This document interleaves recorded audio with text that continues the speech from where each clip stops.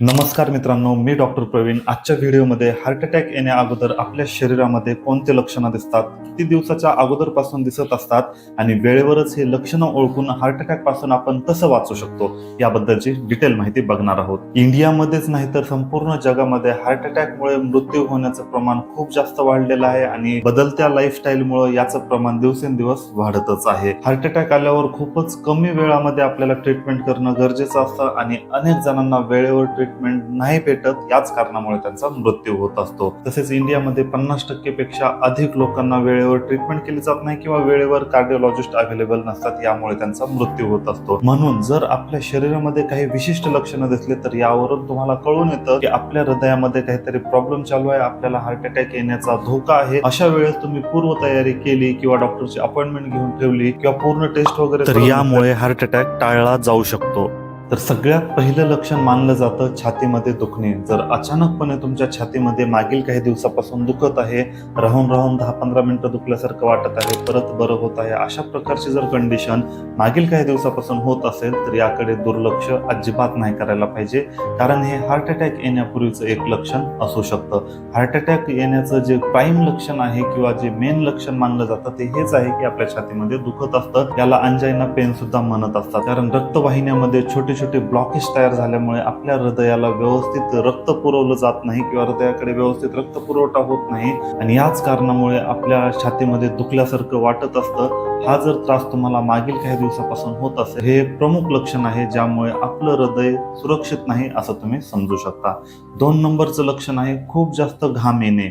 आता उन्हाळ्याचे पण दिवस नाहीत, समजा तुम्ही खूप जास्त काम पण केलेलं नाही, फिजिकल वर्क जास्त केलेलं नाही, तुम्ही बसूनच आहेत, दररोज ज्या ऍक्टिव्हिटीज तुम्ही करता तेवढ्याच ऍक्टिव्हिटीज केल्यात, परंतु तरी पण तुम्हाला अचानकपणे खूप जास्त घाम येत आहे. एवढा घाम येत आहे की तुम्हाला समजतच नाही की एवढा घाम कसं काय येऊ शकतो आणि असा घाम तुम्ही कधी बघितलेलाच नाही. जर अशा प्रकारची कंडिशन असेल तर हे पण एक लक्षण मानलं जातं. म्हणून जर अचानकपणे जर घाम येत असेल तर याकडे पण अजिबात दुर्लक्ष नाही करायला पाहिजे. 3 नंबरचं लक्षण आहे चक्कर येणे, अशक्तपणा वाटणे. मागील काही दिवसापासून गरजेपेक्षा जास्त जर तुम्हाला प्रचंड प्रमाणात अशक्तपणा वाटत असेल, तुम्ही काहीही काम न करता थकून जात आहात, तुम्हाला उठण्याची पण इच्छा होत नाही, फक्त झोपूनच राहावंसं वाटत आहे आणि बऱ्याच वेळेस तुम्ही जेव्हा उठण्याचा प्रयत्न करता किंवा थोडं जरी काम केलं तरी चक्कर आल्यासारखं होत आहे, अशा प्रकारची जर कंडिशन असेल, हा पण एक हार्ट अटॅक येण्यापूर्वीचा संकेत मानला जातो. अशक्तपणा आणि चक्कर येण्याचं कारण एवढंच असतं की आपल्या शरीरामध्ये ब्लड सर्क्युलेशन व्यवस्थित होत नाही आणि ब्लड सर्क्युलेशन व्यवस्थित नाही झाल्यामुळे आपला बीपी कमी होतो आणि बीपी कमी झाल्यामुळेच आपल्याला चक्कर आल्यासारखं वाटत असतं. जर तुम्ही ही गोष्ट ऑब्झर्व केली असेल मागील काही दिवसापासून तर वेळेवरच सावध होण्याची गरज आहे. त्यानंतरचं पुढचं लक्षण आहे खांद्यामध्ये दुखणे किंवा डावा हात दुखणे किंवा आपल्या जबड्यामध्ये सुद्धा दुखणे. बऱ्याच वेळेस तुम्हाला तोंड उघडताना किंवा जबड्यामध्ये प्रचंड वेदना होत आहेत असं जाणून येत असतं.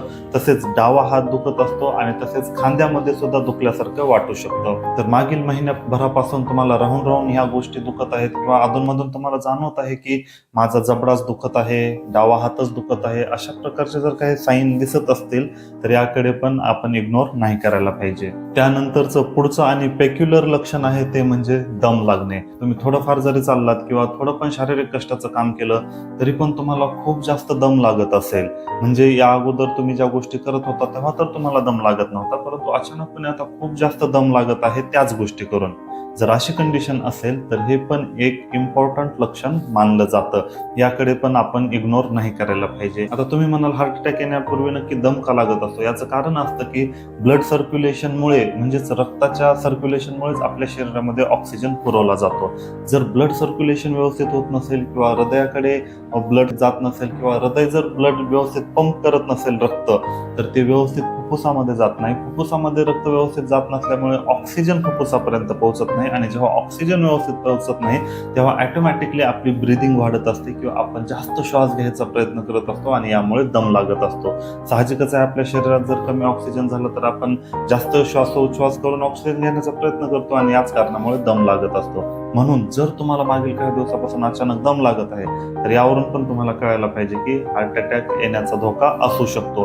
म्हणून दम लागण्याकडे पण इग्नोर नाही करायला पाहिजे. आता बऱ्याच जणांना अस्थमा असेल तर तो विषय वेगळा. अस्थमामुळे दम लागतच असतो, परंतु ही गोष्ट ऑलरेडी तुम्हाला माहित आहे ना की अस्थमामुळे दम लागत आहे.